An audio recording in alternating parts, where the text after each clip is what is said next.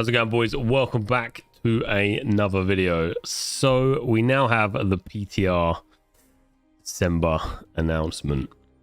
Basically what we're going to be able to do is jump onto the PTR again and test and have a little look at some of the new stuff that they're bringing out. So we'll spend a little bit of time going through these announcements, well, through this announcement. But I've spent the day, I didn't stream today. I spent the day off.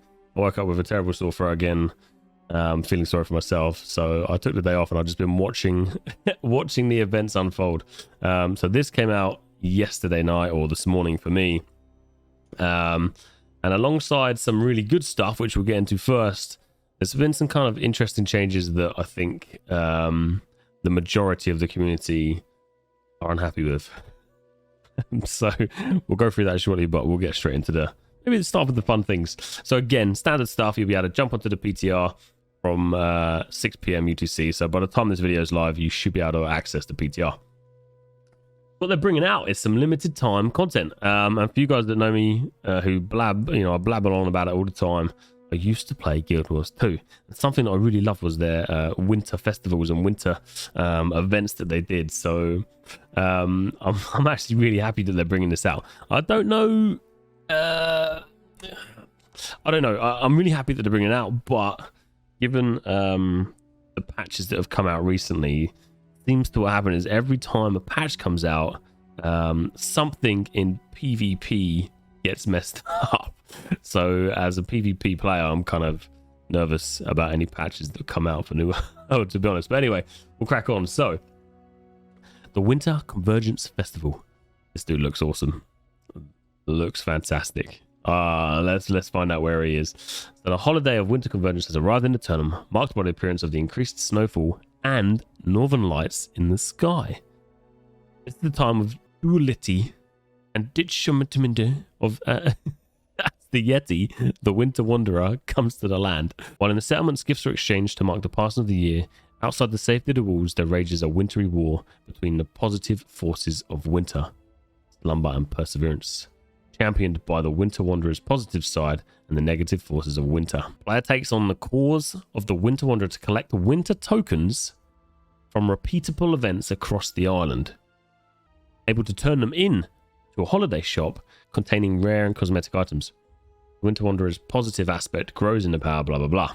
So basically, my terrible reading skills, what I'm going to take away from this is we do an event, we get a token, we trade it in the shop, we get some cool stuff. Icy winds and the Winter Wanderer bring with them new armors, weapons, furnishings, skins, consumables, and a delightful present gifting emote. all themed off with the wonderful Eternal Holiday Winter Convergence. That's cool. Winter villages. The Winter Wanderer has set up 4 villages to facilitate the joy and cheer of Winter Convergence. Visit these villages in Everfall, Monarch's Bluff, Weaver's Fen, and Brightwood. Super cool. I mean, it would be nice. What would be cool? I know that in most places, Everfall, Brightwood, Windswood seem to still be kind of top towns, typically on the popular servers. Would have been nice if they pushed them to the other towns to force people to go there, but also it's kind of nice that it's in the main towns, I guess. Okay, so the activities. Convergence Spirit. Celebrate the spirit of the season by giving a helping hand in decorating your favorite settlement. It's a town project that allows players to complete special town project quests to upgrade each settlement's tree of light for improved daily rewards. I hope that's across all towns. That's really cool. Lost present recovery. Those dastardly frigid folk are spreading their mischief and stealing present across Eternum. Located throughout the world are lost presents to be recovered and returned in for the winter tokens at the Winter Village's holiday huts. Okay, go out, find the presents, return them into the towns. Bright glittering, gleaming, glimite, meteors of multitude. Oh my god, it's a fucking tongue twister. Multitude of colour fall from the night sky during this time of the year. As destructive as they are beautiful. Gleamite showers are a new random dynamic event that occurs at night throughout Eternum. Keep your eyes and ears open in search locations where the showers are most prevalent. Exchange the harvested crystals for winter tokens at the winter holiday huts. It's cool, man. It's cool. Let's just hope that it all works as it says it's going to work on this page. Ice caves. Ice caves are appearing all over Eternum due to Winter Warrior's desire for forever winter. They are snowy and icy caves that the Yeti use their powers to freeze up to make snowfall. The rest of Eternum will look like these caves if the onslaught of the warrior is not stopped. Go! These caves will remain behind the event as scars on the land, sources of wintry. Oh shit, so they're going to be here all the time. Well, I say cool. Depends if they are actually good. We'll see soon. We'll see soon. New content. New quests. In addition to the new quest series offered by the Winter Wanderer, there are several quests and side stories. Okay, so we're gonna get some new content as well. So new quests. After you've completed the main story quest, Encroaching Corruption, seek out the architect Giacomo. And then it's starting to begin the quest series. Fantastic. New journal categories. Epic weapons and armor quests. And for skill progression quests. Ooh. This update is accompanied by a new map pins for all quest types. Oh, I'm excited to go and have a look at this. See what this is all about in more detail. Okay. So where things get juicy. New features. The expertise and gypsum system. Gypsum. How to say gypsum? Gypsum. Gypsum. Okay. So I'm going to read through this, but to summarize, long story short, the way this works is if you have a 600 piece gear score right now, a 600 piece gear score item right now, and your watermark, or what's now is called your expertise for that particular weapon or armor, is actually only 520 watermark, but you're rocking a 600 gear score weapon, your weapon will only be effective from your watermark level, so from 520. And this has made a lot of people pretty unhappy, and the reason is the way the watermark system is right now. You just have to grind. So chest runs every day, elite mob runs every day, chest runs again every day, elite mob runs again every day, and then you go back to more chest runs and you rinse and repeat, and people have been doing that since the game has launched.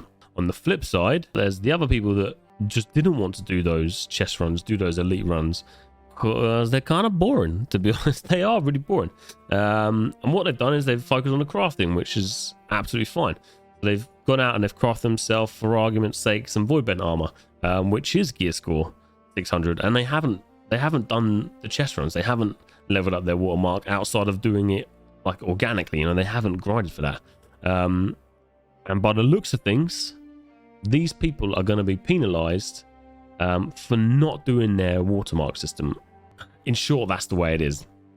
We'll run through it. Found a post on the forums as well from the devs, and then what we'll do is we'll jump into the PTR and we'll find out as much information as we can. Okay, so based on feedback, the high watermark system and our desire to have a compelling and diverse endgame, we've made some major updates to the game.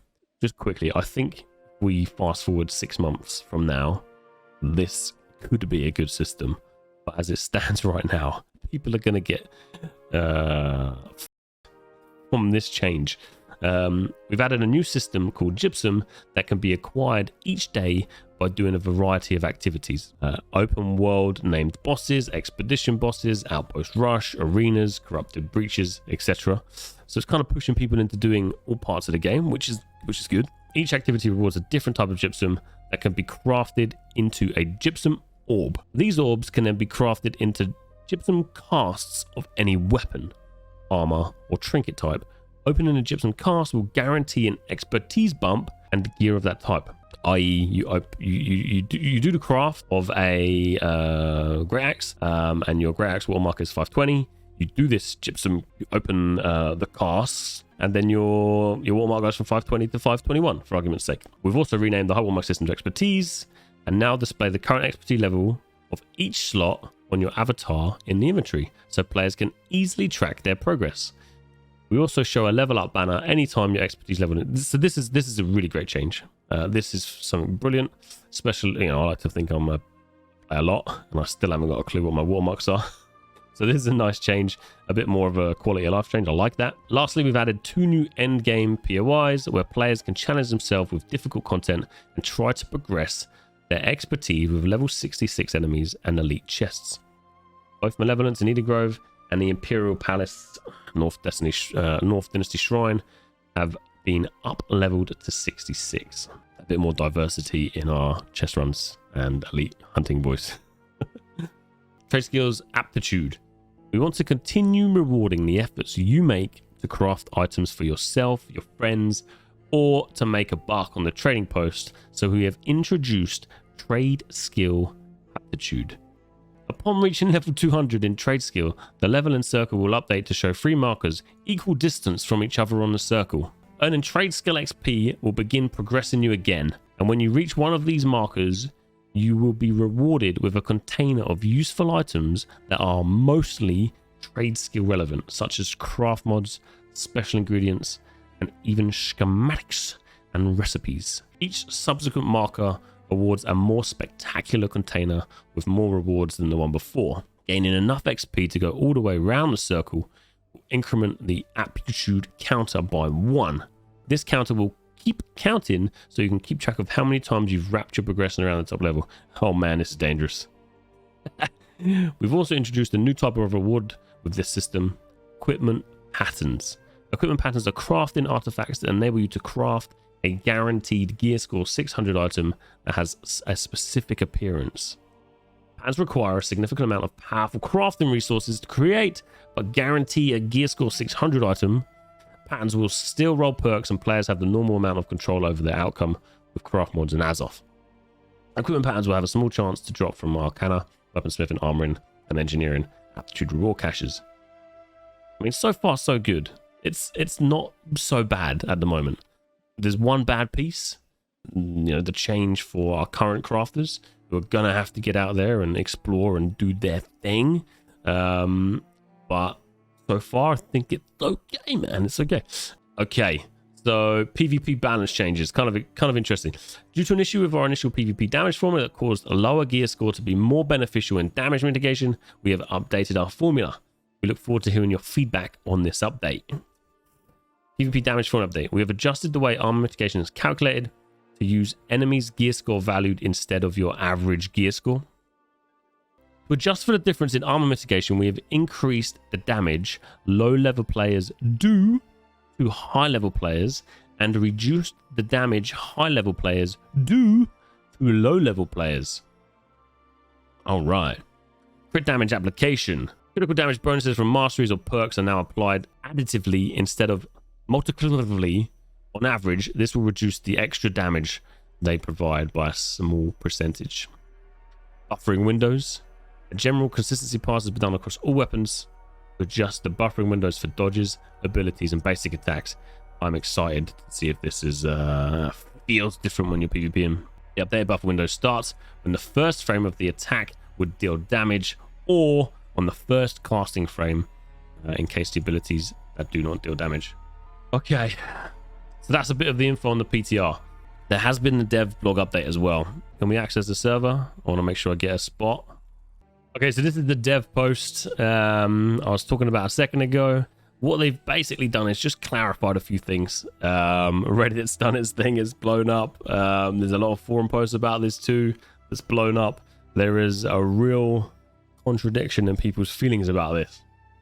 I'm not really sure how I feel. I'm not on the end of the crafting side, so I didn't do too much crafting, as you guys know. I spent a lot of my time doing portals or running chest runs and, just zerging around the map and just chatting shit for ages. So for me, this isn't too bad. However, I think for people within my company who have been spending a lot of time on crafting and working together as a team, this is kind of unfair on them right now. But in 6 months' time, I think this is going to be a good change for the whole game. So let's just go through. I won't read it all, but we'll highlight a few things. Yeah, so since the promotes a single autonomous activity, had too much randomness and was a bit too grindy. So they're completely revamping the system to address these concerns. In the December update, expertise, which was the high watermark system, will govern the highest drops you can get per slot, much like the high watermark did. But starting in early 2022, it will also govern the effectiveness of your gear. This means if your Warhammer expertise is 520 and you equip a 550 gear score Warhammer, the weapon's effective gear score will be reduced to 520. Yeah, so that's where the frustration is coming in right now. So this is how it's going to look. We'll come back to that. The second major improvement we made is adding a way for players to control their gear progression. So I'm pretty interested in this part of the update. So this is the Gypsum update, where you can essentially gather this material called Gypsum, which is a new resource, and you get this by doing a variety of activities. We can see what these activities are here. Yeah, so you get the Gypsum resources, which then can be crafted into Gypsum orbs, which can then be turned into special caches called Gypsum casts. Gypsum casts are gear type specific, and when opened, guarantee an expertise bump for that type of gear, as well as an item of that type. So, for example, let's say here, if you want to increase your bow expertise or your bow watermark, you can craft a Gypsum bow cast. These are the activities we can do. So, defeating level 60 plus open world name bosses, defeating final bosses of Lazarus and Genesis, outpost rush. Super cool, we love that. Trade skilled aptitude reward containers. So okay, so this is kind of good actually, I guess. So at the moment, if you're a big crafter, you are gonna struggle in gear score. It's gonna drop. But if you want to just keep crafting and not do anything else, you can do so. You can get this Gypsum, which is found from your trade skills and from your crafting by the looks of it. So this is good. I mean, you still have to do more across the board, but that's cool. Arena caches, breach caches, found on hostile creatures level 55 plus, only after consuming a special attunement potion that can be crafted at a tier 5 camp. All right, so people haven't been doing arenas much. People don't really use their camps, so it looks like they're pushing people to use everything that's in the game at the moment, which is I can't see a negative out of this. I can't see a negative yet. It's pushing people away from that dead boring grind of the chest runs and the same old elite mobs. So I think this is good. I'm gonna be jumping into the PTR shortly and checking it out and seeing what I can find, but I think this is gonna be good.